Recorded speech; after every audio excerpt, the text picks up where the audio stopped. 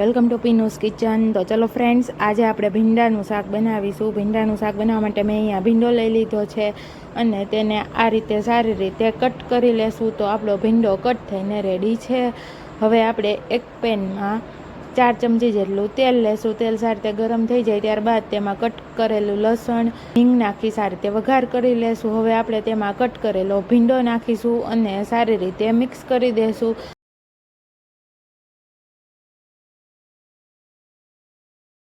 સ્વાદ અનુસાર મીઠું નાખીશું. હળદર પાવડર નાખી સારી રીતે મિક્સ કરી દેશું. 10 મિનિટ સુધી ઢાંકીને સારી રીતે ચડવા દેશું. 10 મિનિટ થઈ ગઈ છે. તો હવે આપણે તેમાં લાલ મરચું પાવડર, ધાણા જીરું પાવડર નાખી સારી રીતે મિક્સ કરી દેશું. તૈયાર છે ભીંડાનું શાક. રેસીપી ગમી હોય તો પ્લીઝ વિડીયોને લાઇક કરજો, શેર કરજો અને મારી ચેનલને સબસ્ક્રાઈબ કરી દેજો.